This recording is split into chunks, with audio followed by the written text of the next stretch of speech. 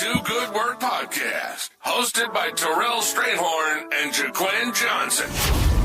We specialize in taking a deep dive into issues that truly matter. Each episode unpacks the challenges and opportunities facing today's leaders, from classrooms to boardrooms, offering insights that inspire real change. By redefining success, we're changing lives, empowering people everywhere to create environments where everyone feels a sense of belonging, whether at home, work, or school. So hey, sit back, relax, grab your favorite beverage, and join us as we explore the issues shaping our futures, one meaningful conversation at a time. Let's go!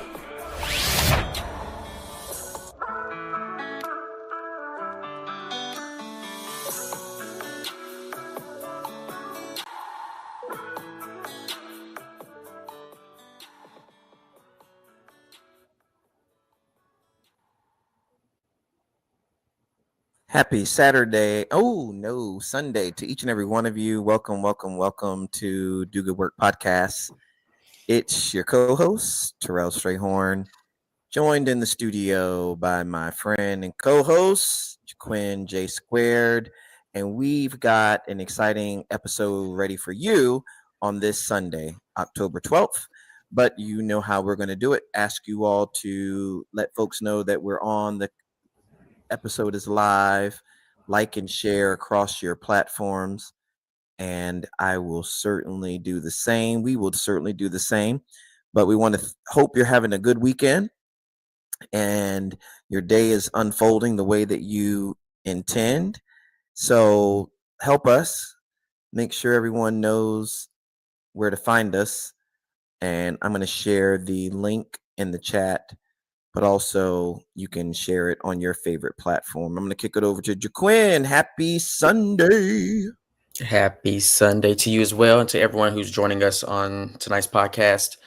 Let's start the episode off with what we normally do, using the first letter of your last name, Strayhorn S, Johnson J, to describe your day or week. But we're calling this segment the good word. That's right. Good word. All right, I'll go first as you continue to do what you're doing on your end. Good word of the week. Yes. I have not thought of mine because I've been busy with other things today, trying to meet some deadlines. But what came across my mind right before the show was judgment. And because this last week, I've been in some spaces where there's a particular individual that keeps saying, put a smile on your face. Why you don't seem happy? What makes you so grumpy today? When it's just my face. So those comments make me feel judged. So now I'm just hyper aware of when I'm around the individual, just start smiling for no reason. Oh, no. I'm going to say, look, someone said it's the good word of the week. And so I'm just going to say what came to my mind. Like you, I've been knee deep in some things. And so I have not really given much thought to my word, but the word that comes to mind right now, thanks to my marketing instructor, is sustainability. So Strayhorn S, the word of my week is sustainability. Now, I think in that class, we're talking mostly environmental sustainability and like what companies are doing to sort of live up to their environmental sustainability values. But sustainability can mean a lot of different things to a lot of different people. It can be that you're sustainable and that you have sustainability for achieving your goals. I think there's sustainability of organizations and institutions. In fact, another hat that I wear and some work that you've been involved in is serving on the leadership team for the Center for the Study of HBCUs. And the Center for the Study of HBCUs, which has a webinar coming up this Wednesday, maybe I'll plug it in later. But part of our mission is to celebrate the presence and power of historically Black colleges and universities. And we often say that our research and the writing goes to preserving the sustainability, strength and sustainability of Black institutions. So sustainability. What about y'all out there? What's your word of the week? Do good word of the week. Put it in the chat. And we will certainly make sure that we read it and share it. All right, we got one brick, and just reminded me that I need to take this and send it to. Oh, all right. Well, let's get into it. The word of the week. Okay, so we got brick. We have avocado toast. Will tell us that their word twiddlywinks. Okay, man, we got to start asking people to give us an operational definition of your word of the week. What would that mean? Tiddlywinks. I don't know that word. I think I've heard it somewhere in my life, but love it. Keep them coming. If you have a word, anybody dropping anything over there? Nope. All right. Well, we will mosey on, and I'll monitor. Oh, let me do this. Okay. So several coming in from YouTube. That's good. All right. So, in the way of our job corner, when we've talked about that in the past, any updates, insights, thoughts, ruminating in your mind around work and job, Jaquin? Oh boy.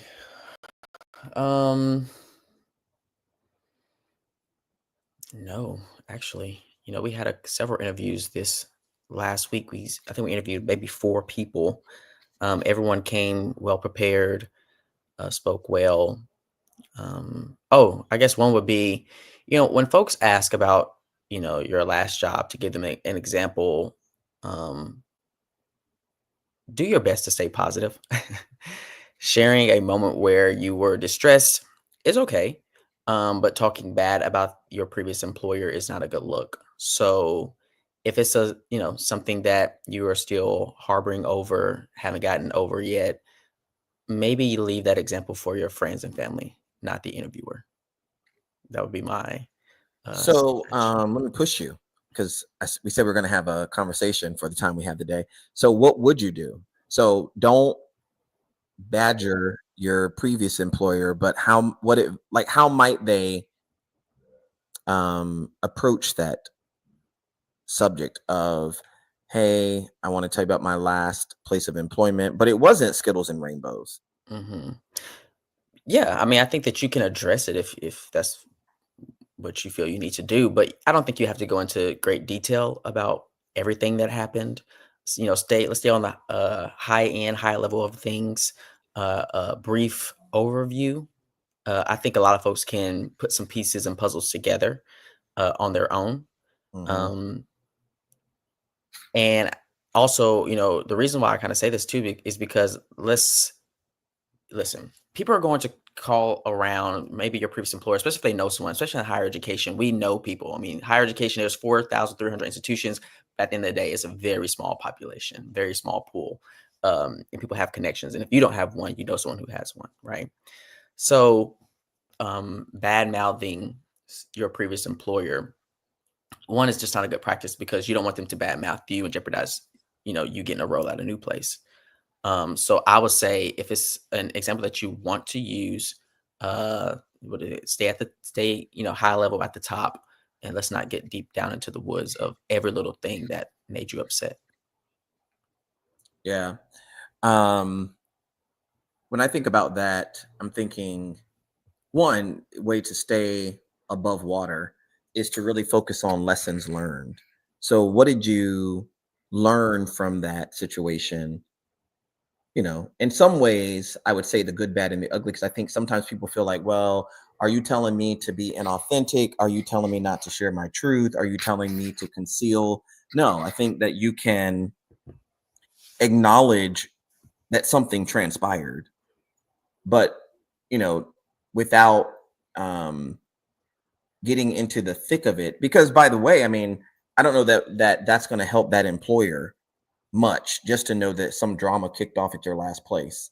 But you could focus on succinctly maybe talking about the context. Maybe that star method still works. Like, paint the situation really thinly and then move quickly into like, but this is what I learned from it and what I'm carrying with me going forward that maybe informs what I'm looking for in my new place. So like, I know for myself, I've worked at a place before, and it's at the University of Tennessee, Knoxville, I had a department chair who was lovely. And then I had a department chair who was less than lovely. He's no longer with us. And what he taught, so we had moments where, meaning he passed away. And we had moments where he was, I thought, pretty aggressive, pretty hostile, pretty unfriendly, definitely not supportive of me and my students. So if I were interviewing for a job anywhere, going long-winded on that doesn't do more than just, I mean, it sounds like a good story, right? But for a person who's trying to interview me, who I've got a 30-minute window or 45-minute window, I've given up all these minutes just to tell them about this person who, by the way, in this particular case, is no longer even alive. So why would I do that? Versus saying, look, I have worked some places and come to understand the important role that department chairs play in the life of faculty, right? Supportive and not supportive.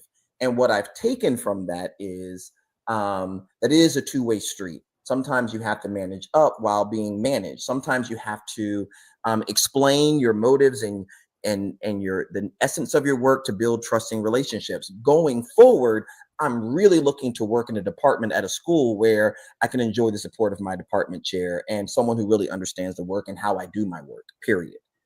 What do you think of that? Does that get to the heart of what you're saying? Perfect. Yeah, I think it when it's future focused, and it answers whatever question they kind of asked you.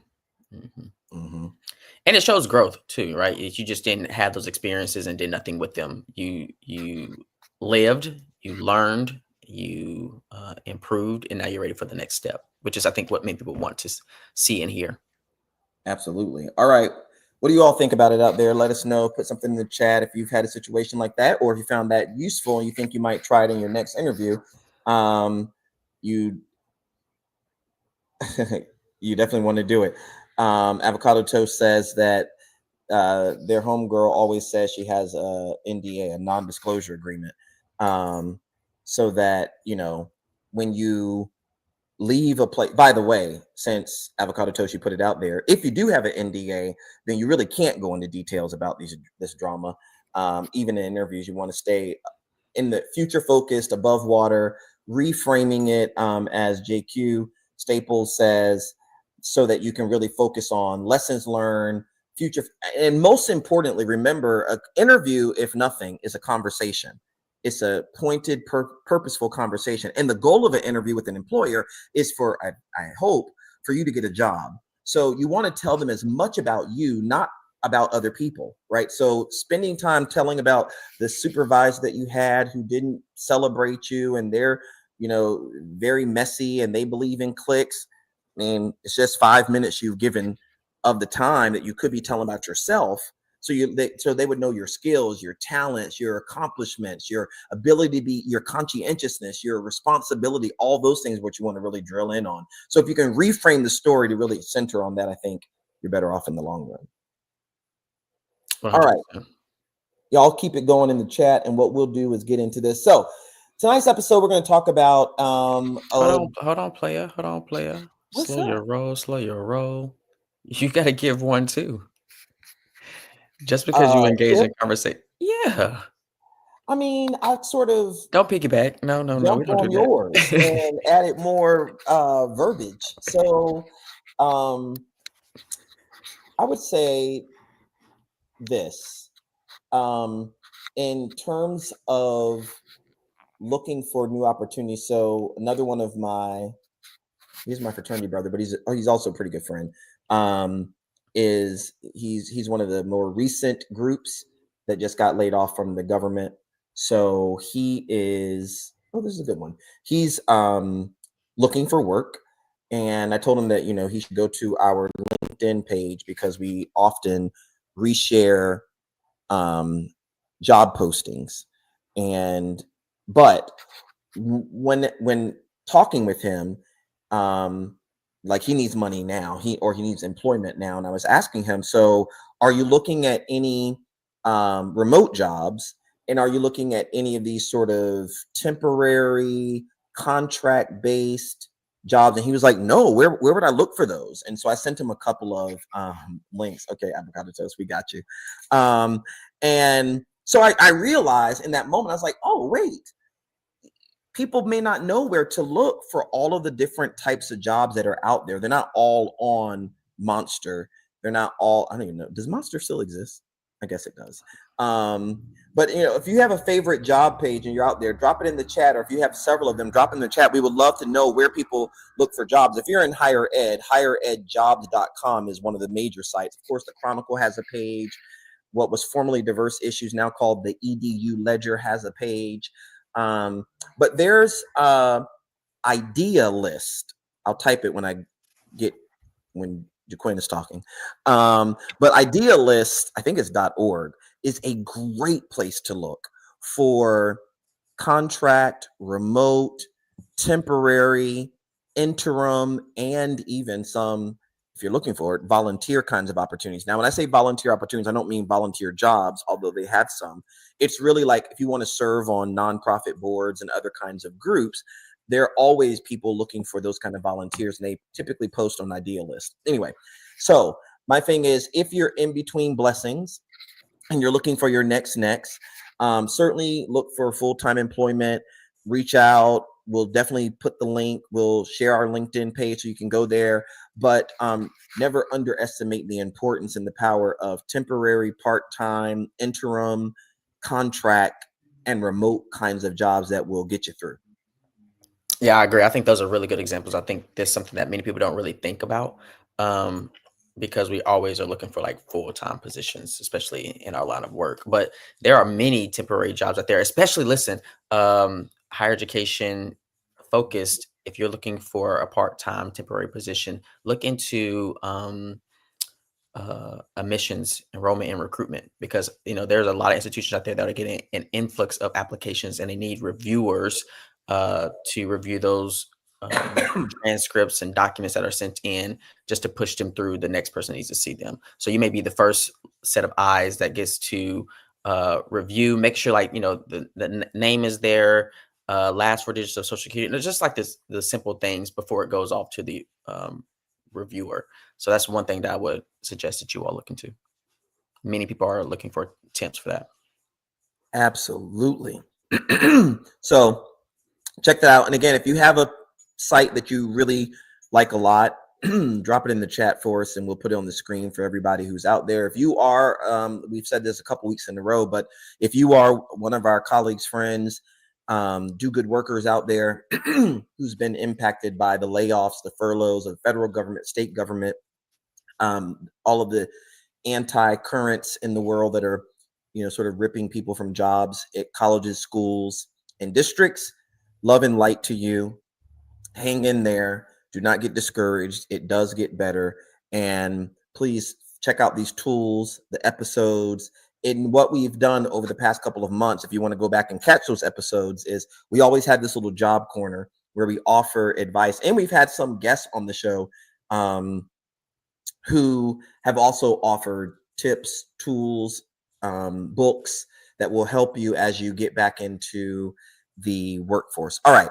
So with that, I want to talk a little bit about something that I think Jaquin and I want to put into tonight's conversation. I know I've been sitting with it for a while, and this is something that is actually a t-shirt that we have. It's a hoodie. It is probably a sticker, and I have these little index cards, a little leave behind cards that say this. So the phrase that came out of a keynote years and years ago, actually, is "You matter, you're enough, and you belong here." You matter, you're enough, you belong here. Over the course of time, as I deliver that in keynote speeches and have worked and interacted with a lot of college students, mostly through social media, who take these words, put it on their mirror in the morning, create it, make it their byline on their email, put it as part of their profile on social media.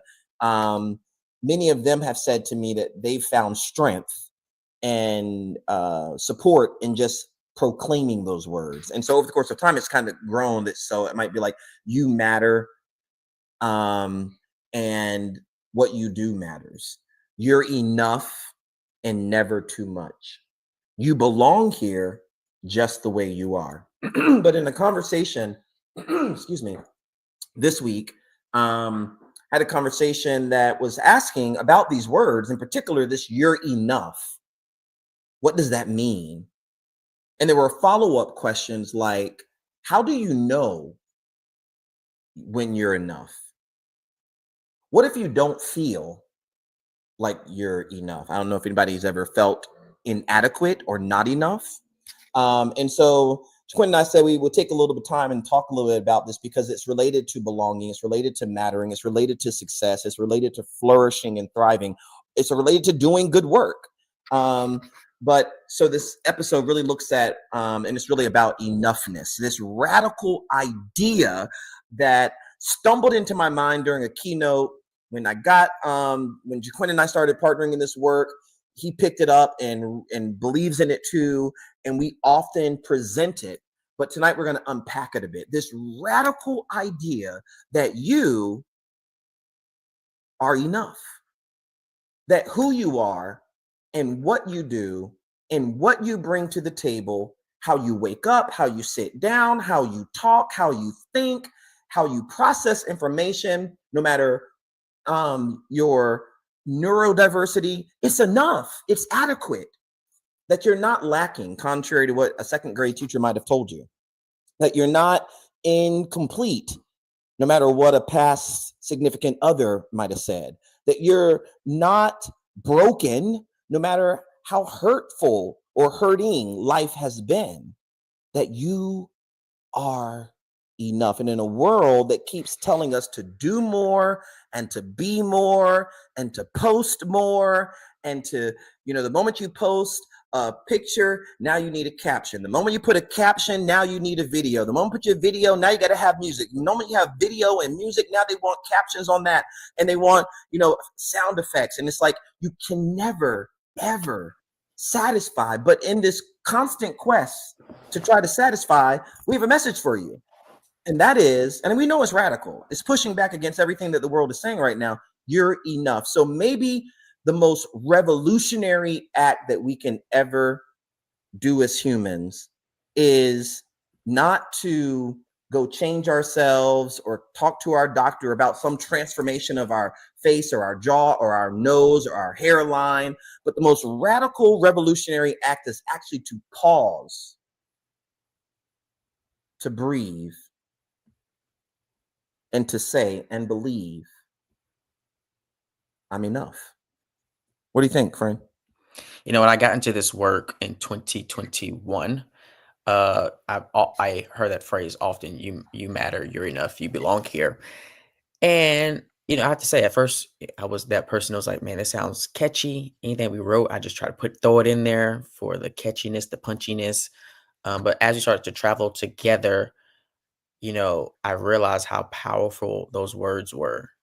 I remember us being in, where is that? It's Pennsylvania, I believe, talking to faculty. You remember that? And at some point, we were talking about students and the syllabus and how to structure it, format it, what should be in there, what should not be in there.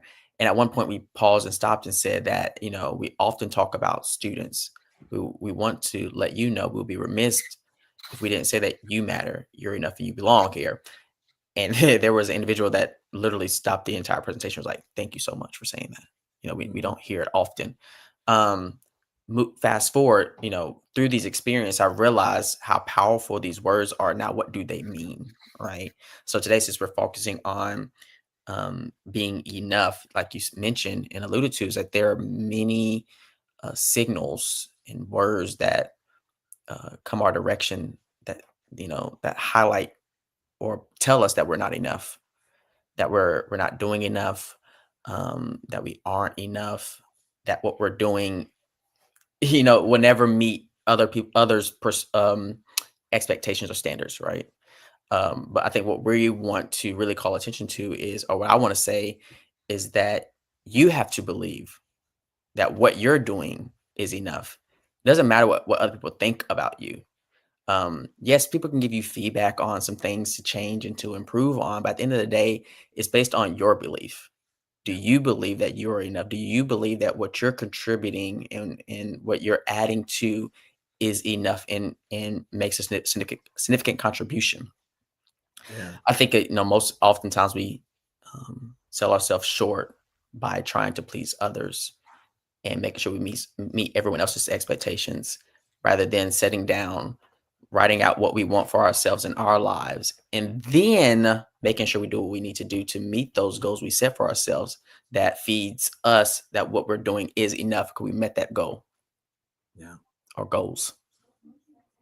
Yeah, I like that. And I want to get into, why do we do this to ourselves? How you and I do this sometimes to ourselves, and offer some advice to folks about how to get out of this vicious cycle of, one, feeling like you have to do more and more and more and more and more and more. Like it's not enough, right? You're not enough. And then also to really be sort of clear in our minds about what we are striving to do. We want to be productive. We want to be purposeful. We want to be present. We don't have to be perfect, though. And in fact, perfection is the enemy of all those things. So, many people have given up graduate degree dreams, and dropped out of undergrad and never applied for the job and didn't complete the job application. Come on, somebody, as you would say, because of perfection. The letter wasn't perfect enough. The moment it felt like it just wasn't perfect, you abandoned the whole letter, when in fact you should have just put a period, given it your best, said it was enough, and submitted it. I mean, you can't usually applying to a job, you can't get a job you don't apply for. So many people don't get the job because they never applied.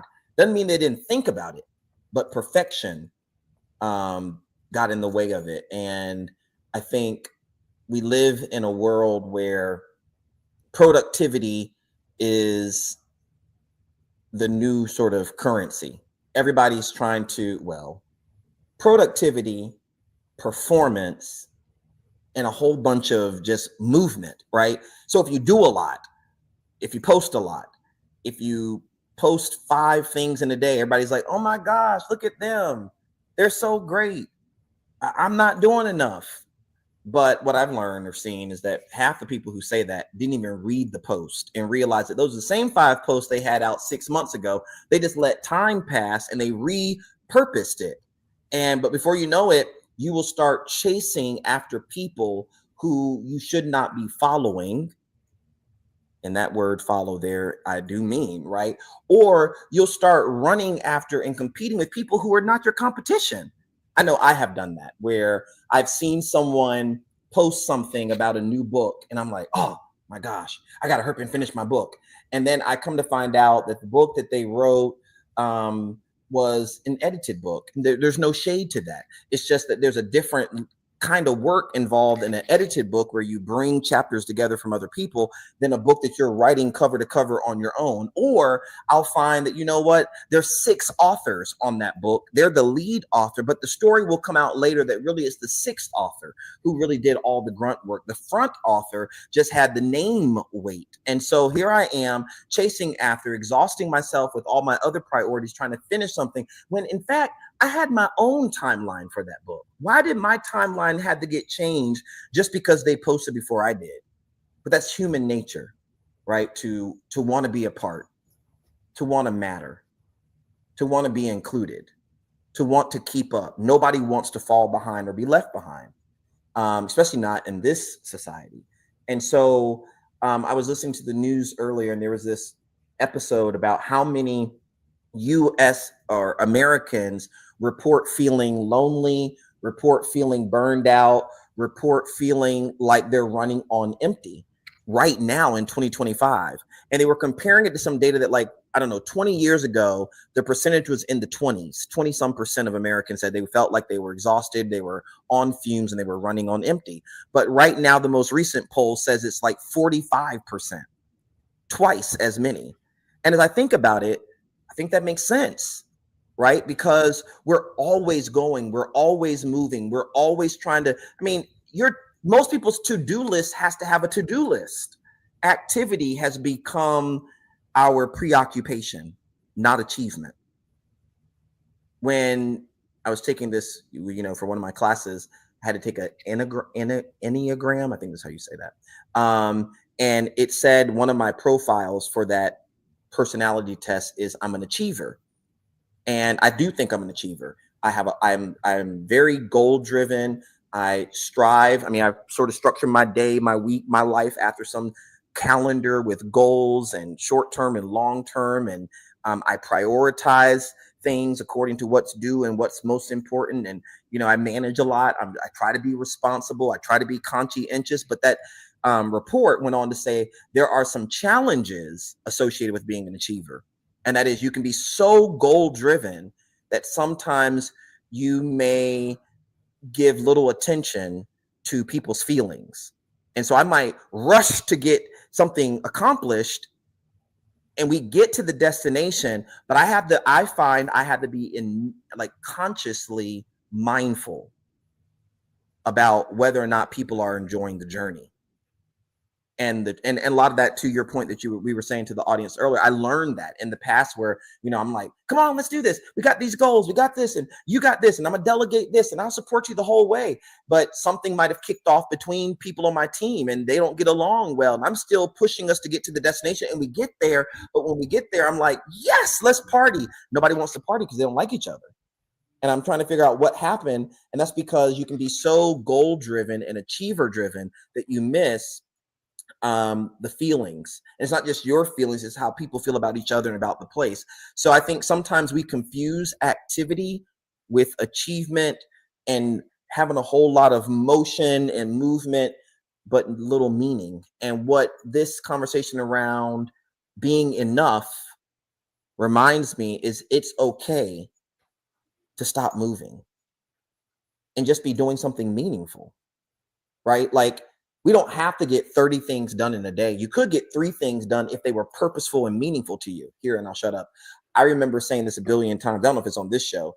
But in Houston, I'm not in Houston now, but in Houston, I have my piano. And sometimes I would go to the piano and sit down and play. And I would intend to go play for just hear the keys, play for 20 minutes or so. And I would go down there, play the piano, and lose 3 hours of my life. And I got nothing accomplished, meaning I did not write a paper. I didn't grade any papers. I didn't schedule a meeting. I didn't do any slide decks or reports. I just sat at the piano and played. But I would often come back and tell people that time spent doing something that you love, your passion, something you enjoy, time spent doing your passion can't be time wasted, because it becomes like a lifeline for you. You have to refresh, you have to rest, you have to relax and recharge. And sometimes you refresh by going on a cruise or by going on vacation. Sometimes just playing the piano, going for a walk, drinking a glass of water. I think somewhere along the way, we have to start realizing that our value is not created by volume, the amount of stuff we do. Our value is created by our own sort of feeling about it. Like you said, somebody needs to type that in the chat if you don't believe it. I am enough, right? Because I feel like sometimes we are striving to do more and more and more and more and more because we feel like once I do this, I'll be enough. Once I get this grade, I'll be enough. Once I get this job, I'll be enough. Once I deposit this number of students in my admissions work, I'll be enough. This one time, what I'm saying? Like, once I get this many views or this many likes, I'll be enough. All you're going to do is keep chasing. And I think, when you were saying that, my next question would be, when is it enough? because as achievers, as people who want to continue to grow in their career, in their life, they're going to be chasing the very next thing. At what point is it enough? At what point are you going to be satisfied saying, you know what, I've done enough? I'm proud to say the things that I've done is enough. Heck, my grandmother's on the show. Heck, grandma, heck, I said heck. The work that we do is, we always are trying to produce something new, something fresh, something that's next. And forget to take time for ourselves. I think that in order to, I know for me, I'm speaking to myself at this point, for me to feel like I did enough is to get the things that I have on my agenda accomplished and then go do things that I enjoy. Because the world will always pull you in a different direction. So when you have the moment to take time for yourself, take that time. For example, like when I, in my line of work, I at some point started to attend conferences, and I would see people that I know through their work. And I'm going to be very careful with how I say this, because you and I have had this conversation on the street, walking back and forth, get food and back to the hotel and pick up what I'm putting down to get us there. And that is, as up and coming scholars, you find these people that you see who are well established and have done the work and have built a name for themselves. You get around that group trying to be a part of it, to be met with feeling like you haven't done enough to be around them, feeling put down, feeling that you just being in their presence annoys them. And the things is, we have heard these from people, right? And we've had these conversations of how others are, tearing individuals down who are trying to grow in their profession, trying to grow in the world, that tells them that they have to do these certain things just to be a part of the group. And now you're left with leaving the conference early because of that experience. You left with going back to your program saying, you know what, I don't know why I'm going to finish this, because I'm never going to be a part of that elite group, because they already told me that I don't belong there. So all of these things that are spiraling in your mind are just distractions from you reaching your goal, right? We have to remember to sit with and clean all the junk out, to continue to stay focused on, all right, what do I have to do to be where I want to be? And by doing that, hopefully you do it by being authentically yourself, because your work only truly matters when you are right. Well, for me, calm down. Writing your truth or living out your truth to feel like you are doing enough. Yeah, I mean, I think what Letitia put is pretty useful for everybody's consumption. That is that she writes on LinkedIn, absolutely everyone needs to refresh and recharge. It's about the micro moments to boost momentum. Micro moments. I like that. I want to come back to it. I've heard this before. We are human beings, not human doers. But we often walk around like we are human doers. Got to do this. I got to do that. So one question you could ask the audience is, thank y'all for using the chat so well tonight. What's one area of your life where you keep pushing, even though you're already producing? And we can consider this too, Jaquin. But so much of what we do in a day, like you said, I feel like if I just do this, then I'm going to feel this sense of fulfillment, satisfaction, and then I can go on and do the things I enjoy doing. By the way, I don't know about you, that doesn't work for me all the time. So what I've learned to do is I've got to, enjoy the journey myself while I'm in it, because sometimes I'll think, if I just get this 3 things done on my list, I can close my laptop and I'll go, have pizza and enjoy the evening. And while I'm closing the laptop and making my way to pizza, I remember, so tomorrow's got this, and then I need to do these other 2 things. And before you know it, I'm already thinking about that the next thing I have to do. So what I've learned to do now is sometimes just to have a hard stop. You know, like, I'm going to get these 3 things done. I know when I get these 3 things done, I'm not done. My task list is not over. It's full, but I'm going to stop because nothing else is at risk of not being done. And I'll go, enjoy the football game, or I'll go and do whatever. So creating that time. Sometimes certainly we coach leaders, and some of the clients that we've coached will say things like, I'm just waiting for the perfect time I'm just waiting for that optimal time to go on that vacation, to take my self-care day, as Niall said in the chat.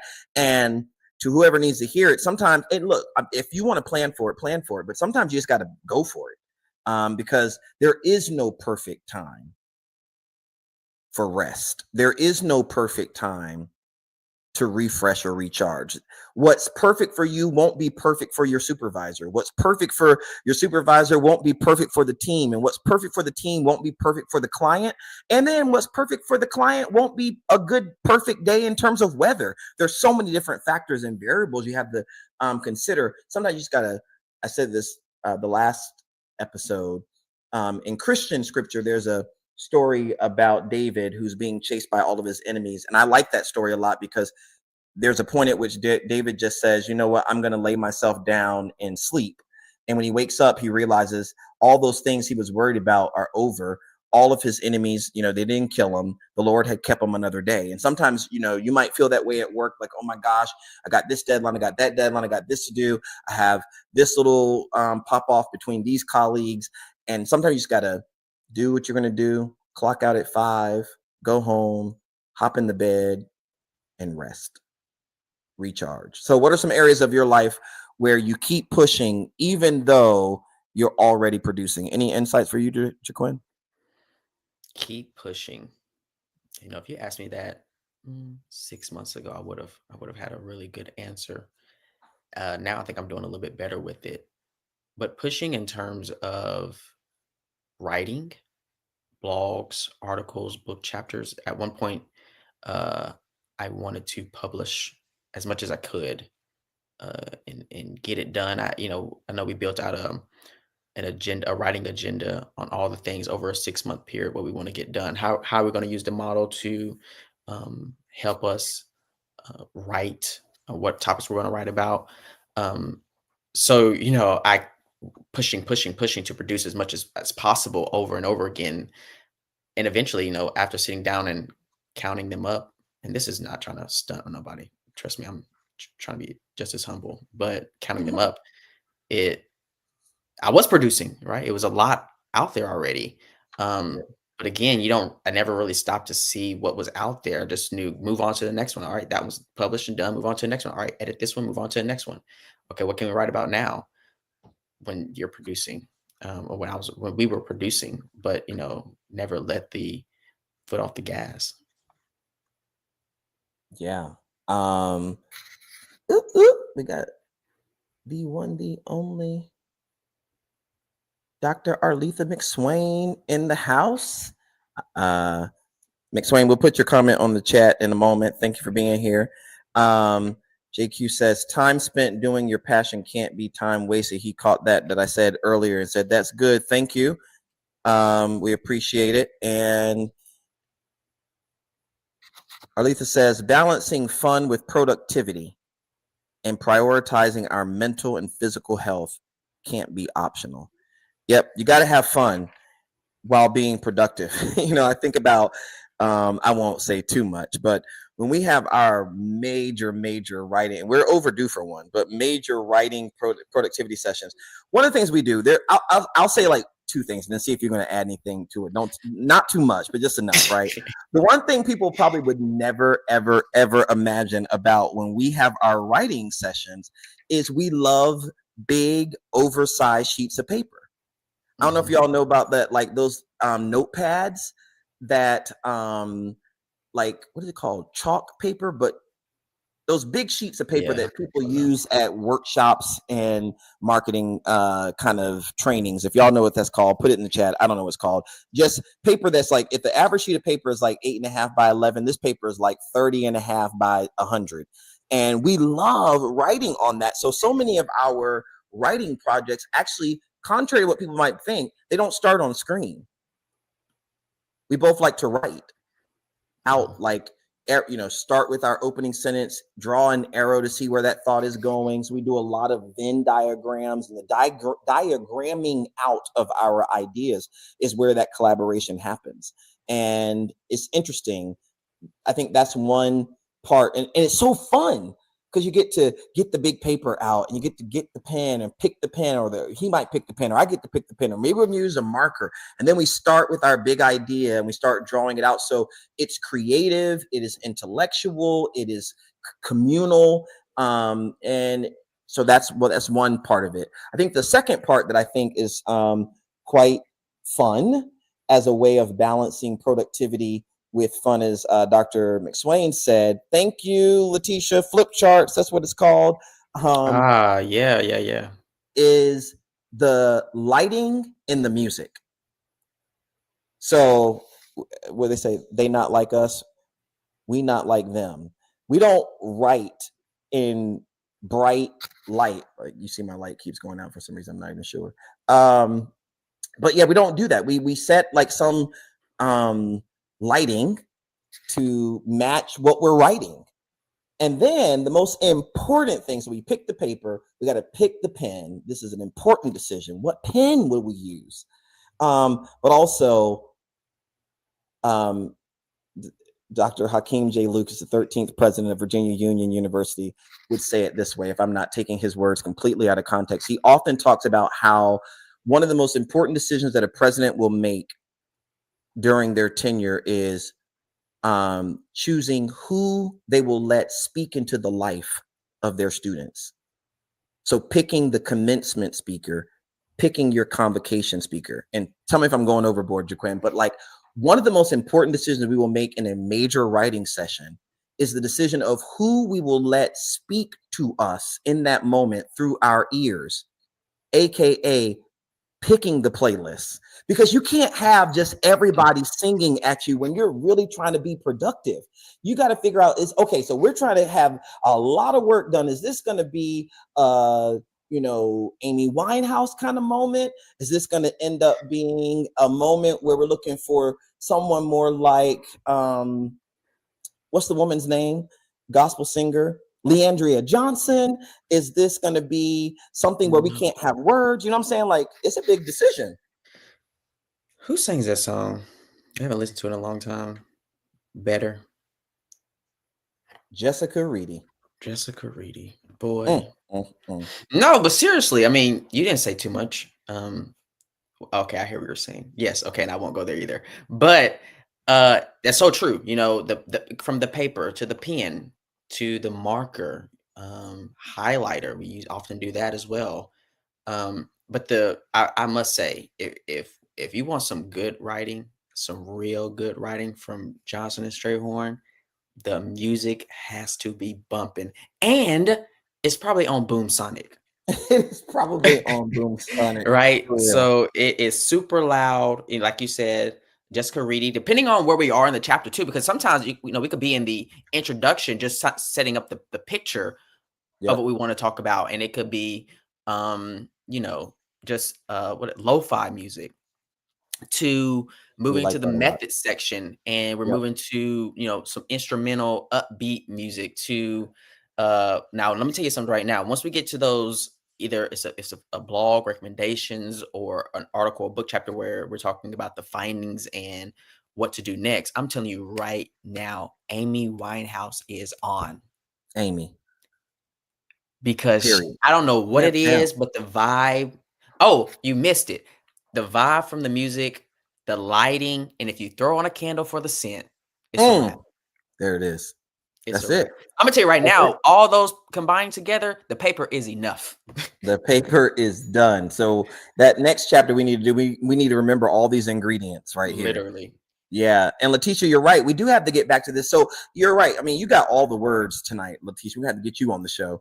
But yeah, what we're talking about is like concept mapping, word clouds, word diagrams, and those are kind of old school teaching practices in some people's mind, especially since there's so many digital tools that can do these things for you now. But to everyone who's out there in the classroom, K-12, K-20, higher ed, trainer in corporate settings, never underestimate the power of the, old school pen and paper Post-it notes, because I think what we actually get out of that innovative, collaborative, communal kind of moment is not easily duplicated. I mean, we work a lot on screen too, FaceTime and screens like this, but there's just nothing. I mean, it's a different kind of thing. And then also just affirming this idea that like we do have to be mindful of what comes into our ear, our eye, our mouth, because that is the gateway into our thoughts. And so we have had times, not too many because we are very careful about this, but we've had some times where we were ready to do it, ready to collaborate, had the deadline, picked the paper, had the pen, put something on, and 5-7 minutes into the work, something's off, right? Like your mood is off. You become irritated. You're not open, and so therefore it's hard to offer feedback and receive feedback, and you're not in the posture of collaboration, and you're sitting here trying to figure out what in the world just happened. I mean, I can only remember one time where we had to just say, you know what, forget it. We ain't collaborating tonight. We got to do something else. And we went back to it the next day. But probably you have to think about like, listen, we know what 60% of our audience tend to be educators. This is true for students in classrooms, that we have to be careful what we allow them to hear, to see, to experience. Because sometimes that messaging, the music, the video, the guest speaker, the curriculum they're reading can throw water on their motivations and extinguish their engagement in learning and their excitement about science, and you don't even know why, but in many ways, something that we gave them as educators becomes the tool that cuts them off. And we don't want to do that. And so we really want to curate the environment for our students. You're right. And pay attention to these surroundings, especially if we're going to get to the heart of this point about the fact that we have to convince ourselves that we are enough. So we're getting up on time. Let me just ask you this, Jaquin. I'm going to pick a particular point because I know this might be a good launching pad for some of your thoughts. So this week, not saying too much, you were working on a survey. And you went back and forth on the survey, and you thought about the survey, and you revised the survey, and you got feedback on the survey, and I gave you feedback on the survey, and you still ask questions about the survey. So talk to us about that, this sense that the survey's not enough, that your work on the survey is not enough. And at what point could you embrace it's enough and release it? You know what? That is a darn good question. And I'm going to give you the most honest thoughts that I have about it. I've been thinking about this recently. So that's one, thank you for the question. And two, I would say, listen, cut across the field, my shit stink. I have been trained. I am continuing to be trained on certain parts of research, but I don't know everything. I understand what needs to be in the survey. There are times I don't put the example in there for certain people, right? So I continue to ask for feedback because, here it is. I want it to be perfect. I want the survey to be perfect where when it goes out, there won't be a comment back saying like, what do you mean by this question? Or this question doesn't make sense to me, or how do I answer this question? I don't want any of that, none of it. So I continue to revise and edit and ask for feedback and then go back to edit and revise. And until someone tells me, stop it, send it now. Today I'm supposed to send it out on Monday. It's still not even, it's not even scheduled to go out. And I'm probably going to sit with it on Monday, look at it again, making up some more edits, and then send it out for feedback. Listen, When will I think that the survey is enough is the day that one person says, send the survey out, it's ready. Or it's just gonna stay in, unpublished. Wow. Well, thank you, first of all, for sharing your truth and your honesty about that. And it really, I think, can probably resonate with a lot of people. Listen, to those who are watching the show, you're probably not always, building a survey. Maybe that's not your project. Ooh, okay. For any of these examples I give that might come close to people that I know, I'm not really thinking about your situation. I really am not. I'm just going off the dome a little bit, but there, because this feeling of inadequacy or it's not enough moves across our life, right? So we're talking about the fact that you stay on trying the survey, or that some note-taking strategy is not enough, or that your attempts at trying to be kind to others or to relate to others, both at home, at work, or at school, is not enough. That you're turning this cheek, and now you're turning that cheek, and now you're extending an olive branch, and you're constantly trying to do more and more and more because you have not embraced that what you've done already is enough. That is your attempt at improving and reproving that relationship. If it's not where you imagined it would once be, that maybe it's not about another tactic or strategy. It's about embracing the fact or accepting the fact that this is what this relationship looks like in this season of my life. I certainly have had that moment where I've had to be like, you know what? Wow, I just realized I haven't talked to my friend from when I lived in Illinois for months. Let me reach back out to them, and then a day or two we might be in touch, but pretty soon thereafter it picks up the same sort of cadence, and I might try something else, and some point I got to say, you know what, this is enough. What I've done is enough. Maybe it's about adjusting to the fact that we're not going to talk to each other every single day or communicate every single day in this season of life. I know my mom is working on what I would call renovations to her home. And she and I were talking today, and she's like, I'm working on this room, and I got to change this, and I got to change this, and I do this, and I do this. She's like, I'll be glad when I'm done with this. And again, for someone who's doing a major project on a home, on a car, on your yard, this embracing the enoughness of things so that you don't stress yourself out and run yourself out striving for perfection, realizing this, that everything we've talked about is a work in progress, right?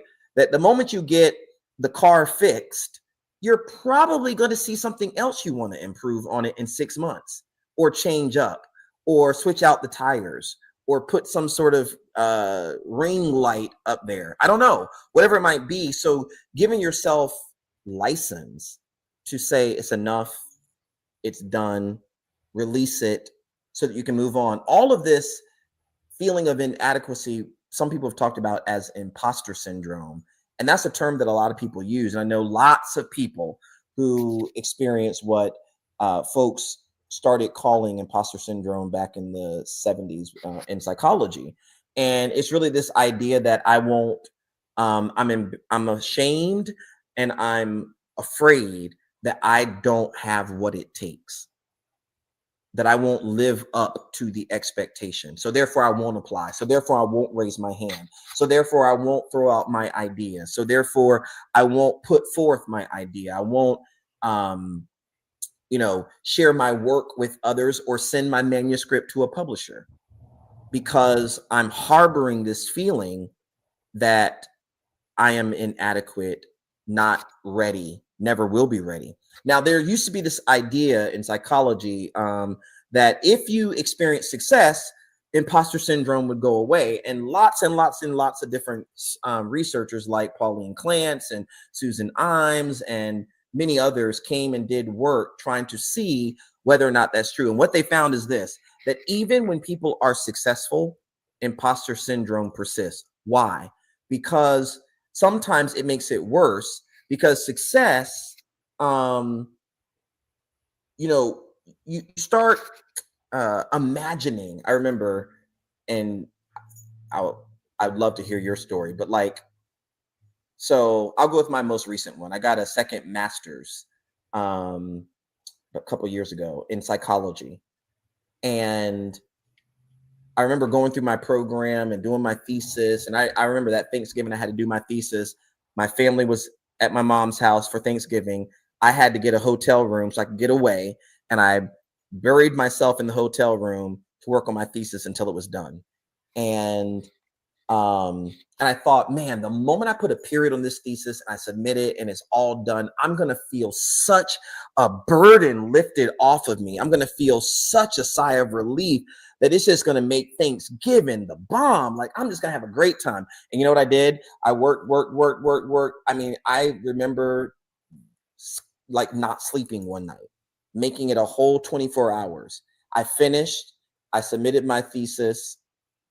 I did get to eat Thanksgiving, but the sky didn't open up. The birds didn't chirp. Nothing ascended. I didn't feel, it wasn't anticlimactic. I did feel a sense of like relief, but it wasn't the sense of relief that I thought I would have. Right. So the moment I finished and I went to graduation, my family came and went to graduation with me. I got my master's. The first thing I wanted to do with my master's in psychology was teach a class. So I remember the first psychology class I got teaching the moment I got in front of the students, I thought, oh my gosh, did I learn everything I'm supposed to learn? Do I know everything I'm supposed to know? Am I ready for this? And so success and even completing the degree did not remove this question that's like playing in the back of your mind, like, am I ready? Do I have what it takes? Do I know my stuff? What do you think? I think that's true for many. I've had those moments, and we've talked about it multiple times where, again, when I first started learning about belonging work and what it means, how to apply it from research to practice, how to not only write about it, but communicate it to others in terms where they understand fully, and also able to answer questions for the first time.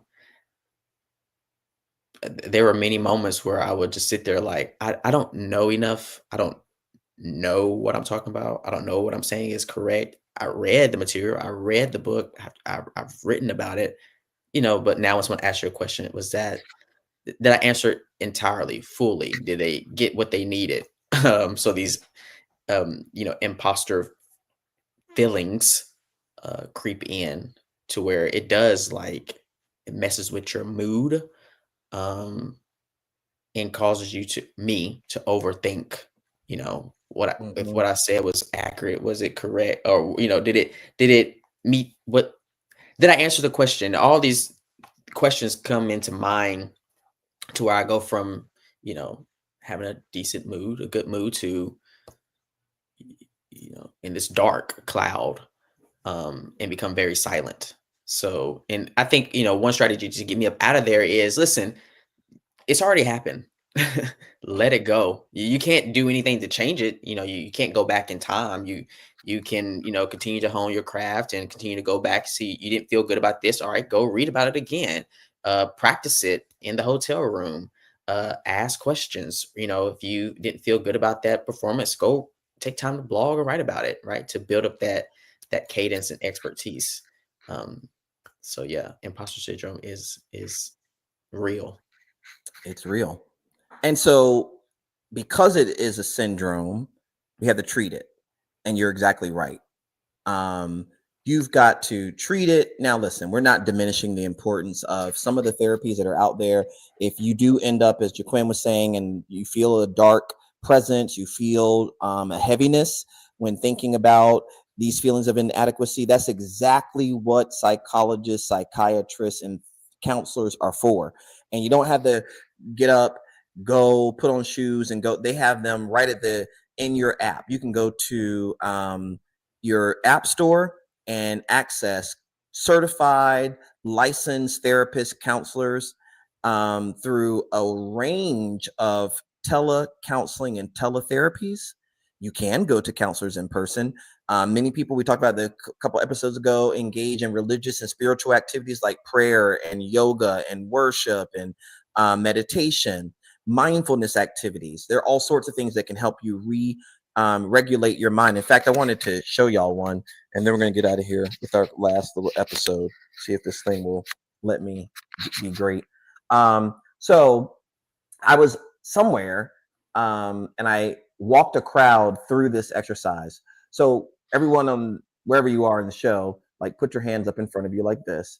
Take your thumb and place it in the palm of your other hand, and then mash into that hand. Don't hurt yourself, but mash into where you can feel a little pressure, and then just start rubbing the inside of your palm in circles like this. You can cup it a little bit, but there are nerves on the inside of your palm that regulate your heart and your anxiety system. And as you sort of massage those nerves, you can trigger the re-regulation of your body. That when your body is dysregulating, you can set it back into motion just by rubbing the inside the palm. Free positive psychology, little hack for life. Check it out. Next time you get ready to go give a big talk and get nervous, press on the inside of your palm, rub in concentric circles. I think that's what it's called. Next time you got a big presentation at work, or you're sitting at home and you're just listening to the news and it's causing your heart rate to rise, regulate it by rubbing on the inside of your palm. Okay, and as we get ready to close out of here, we gotta yeah, right, I'm telling you, free. We're just giving away stuff for free. You get a tip. But before we go, we're going to ask you all about to do something with us. And so take this poll real quick. And that is, you've been great on the chat, by the way. So right now, we want you to write in the chat one area of your life where you are enough. And you can complete the statement, I am enough for, boom, I'm enough as a parent. I'm enough in. I'm enough for. Come on, somebody put a statement in there. And you know what, Jaquim? Well, we can say ours so we don't have to get away from the screen and type. Anything come to your mind right now? One area of your life where you know you are enough. And even if this is like the declaration of enoughness, that's convincing you that you are enough, so you can go ahead and move in that direction for this incoming week. Anything come to mind? Yeah, I think mine would be I am enough as a sibling. Say